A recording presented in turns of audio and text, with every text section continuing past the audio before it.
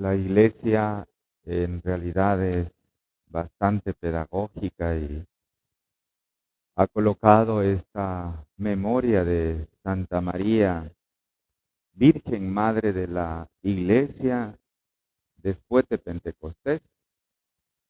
Y tiene una gran lógica, la verdad, porque los que estuvieron en la vigilia se acuerdan que en la vigilia de Pentecostés yo hablé de la presencia de la Virgen María en el cenáculo, el día de la llegada del Espíritu Santo al colegio apostólico.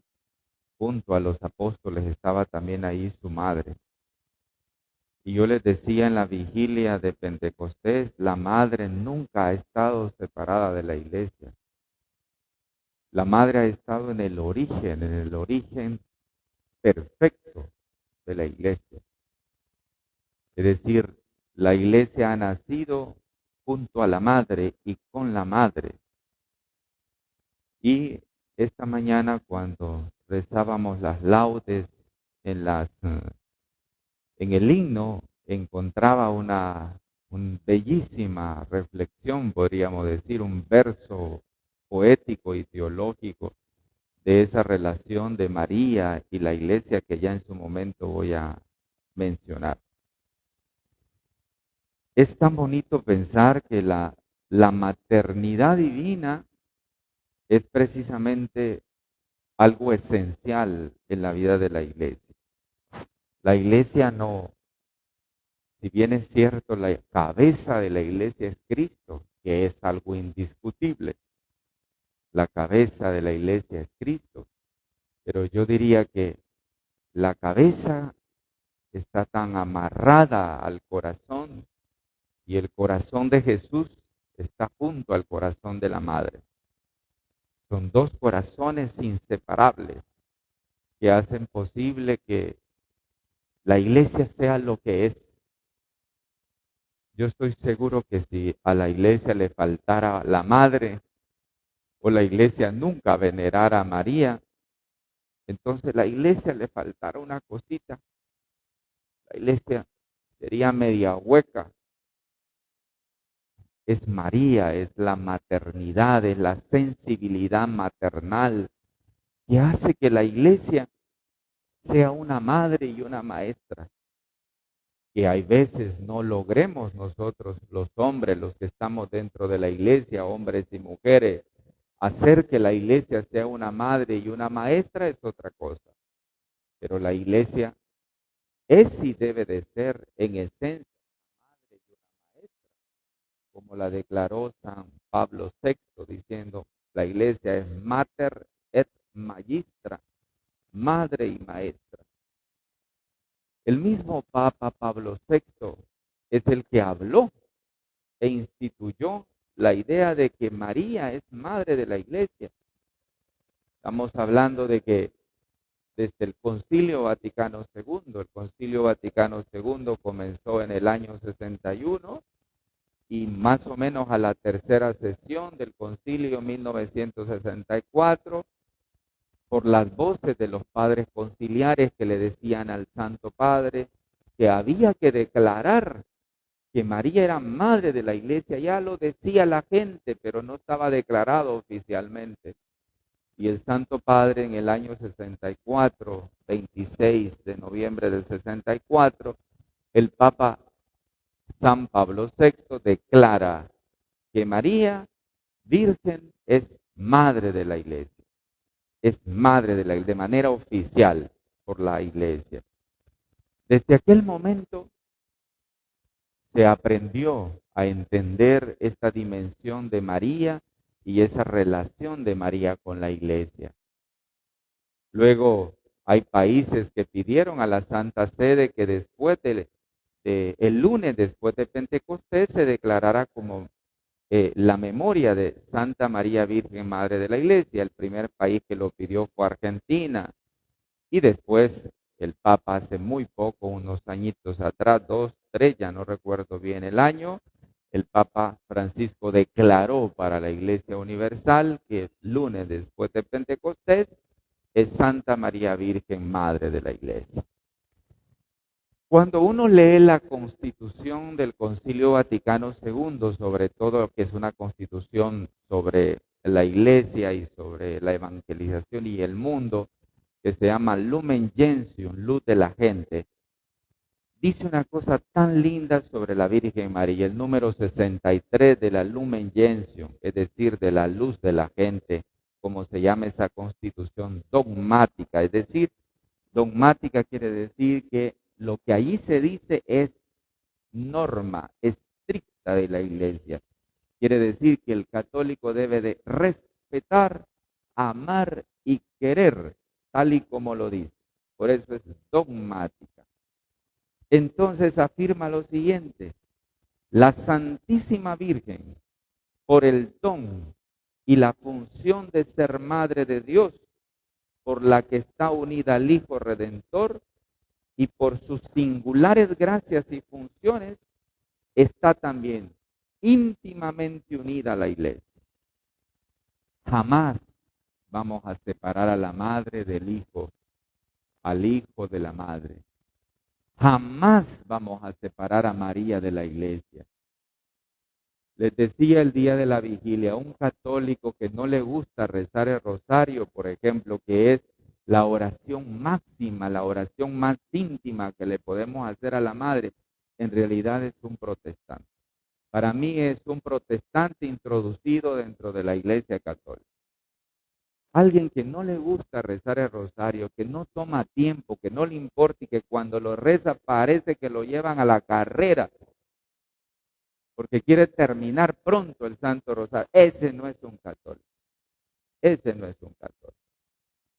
Ese es un protestante que se nos metió en la iglesia, tristemente, pero hay un montón de protestantes dentro de la iglesia, tristemente. Incluso agentes de pastoral que me decía uno por ahí: padre, yo aprendí a rezar el rosario hasta ahora que usted insiste sobre eso y que mandó a hacer un folleto para que aprendamos a rezar el rosario. Hasta ahora lo aprendí. Cuando tiene de ser agente de pastoral más de 20 o 30 años. Entonces, hay algo que nosotros no entendemos. La iglesia sí lo entiende, porque la iglesia lo ha pensado desde siempre, pero el católico no lo entiende, ¿no? Algunos rezan el mes de mayo y el resto de tiempo la madre no existe. Qué cosa más absurda.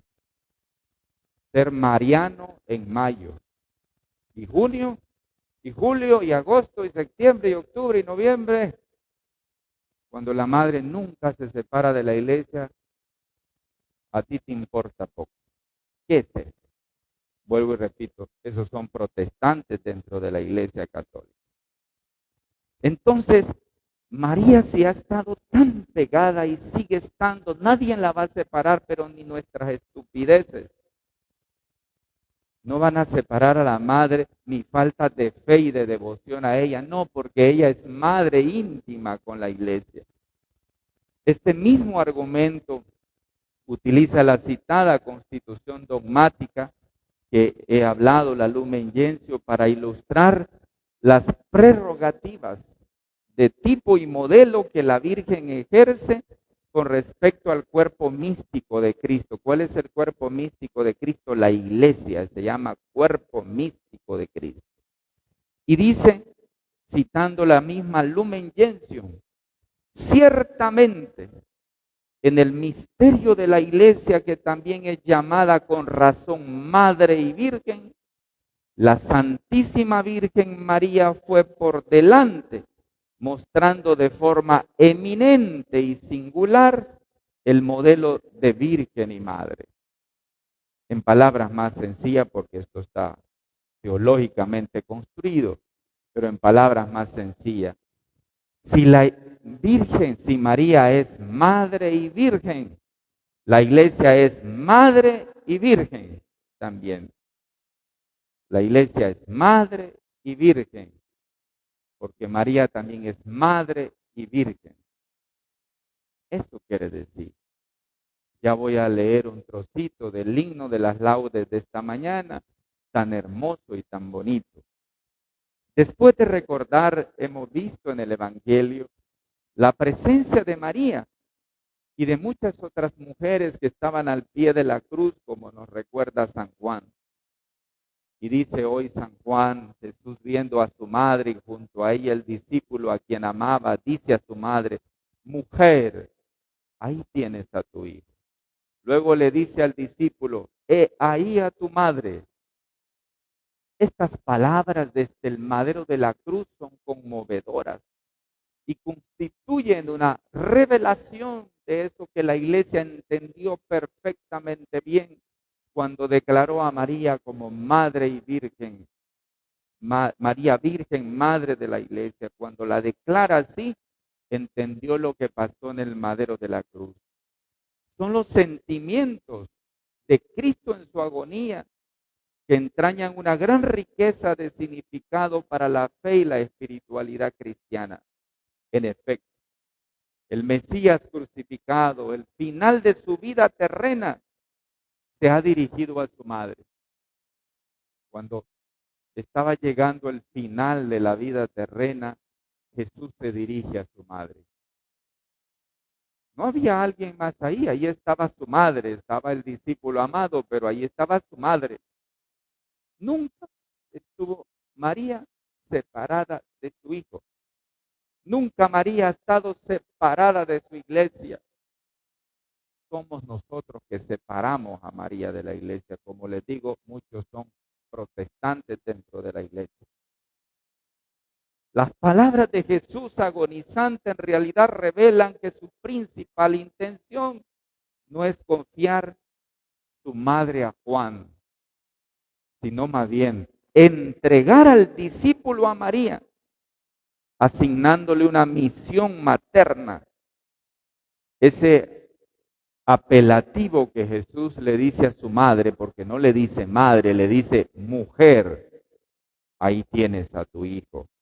Ese apelativo que Jesús usa no es un rechazo, al contrario, es estrechar profundamente la maternidad divina con la iglesia, con los fieles que representa exactamente allí el mismo Juan. Lo representa, lo une, lo junta allí. Entonces le dice mujer, es decir, esa dimensión maternal y femenina que hace posible que la iglesia sea madre. No se puede ser madre si no tiene uno vientre. Yo no soy madre, puedo ser padre, pero no madre. La madre es el que tiene vientre. Entonces, ¿cómo va a ser la iglesia madre si no tiene una mujer allí? Por eso ahí está María, para que sea madre la iglesia. Si no, no es madre.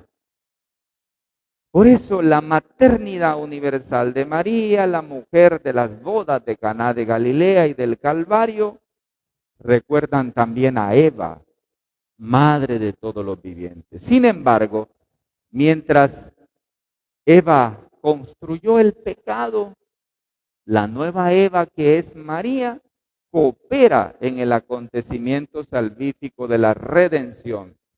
Así es la Virgen. Ella es la figura de la mujer donde queda rehabilitada la maternidad. Asume la tarea de difundir entre los hombres la vida nueva de Cristo. Y concluyo con estas frasecitas que encontramos hoy en las laudes, en el himno de las laudes de esta mañana, tan bonitas y tan teológicas y bellas. Decía el himno de las laudes de esta mañana, una y otra son madres, es decir, la iglesia, María, ambas son madres. Y son madres y son vírgenes, una y otra. Conciben ambas del Espíritu Santo. La Virgen concibió por obra del Espíritu Santo y la iglesia ha concebido por obra del Espíritu Santo. Lo hemos celebrado ayer en Pentecostés. Ella concibe la iglesia por el Espíritu Santo. Una y otra sin mancha. La iglesia es sin mancha. Los pecadores somos nosotros. La iglesia es sin mancha. San Agustín decía una palabra un poco fuerte, ¿no? respecto cuando definía un poco la iglesia. La voy a decir, pero tienen que ubicarle en el contexto de esta palabra. Decía San Agustín que la iglesia era casta y puta. Disculpen la palabra, porque la palabra puta no es tanto como nosotros la entendemos. En ese sentido, si la sacamos un poco del latín y de los orígenes del latín, San Agustín quería decir que la iglesia era pecadora, porque está construida en los hombres, pero es santa, pura, inmaculada, intachable, porque el que la fundó es Cristo. Y ahí está su madre, que es pura, inmaculada y santa. Esa es la expresión, no es una expresión en el sentido despectivo. Es una palabra un poco fuerte de San Agustín, pero tiene todo el sentido. Por eso el himno de esta mañana de las laudes decía, una y otra sin mancha, ni pecado. Al Padre Celestial engendran hijos. María engendra hijos. Engendró a su propio hijo, el Hijo de Dios engendrado, puesto en el vientre de la madre, lo ha engendrado para el mundo. Y la iglesia engendra hijos. Cada vez que hay bautismo, la iglesia engendra hijos. Qué perfecta relación. Qué relación más maravillosa entre la madre y la iglesia. Por eso les repito de nuevo,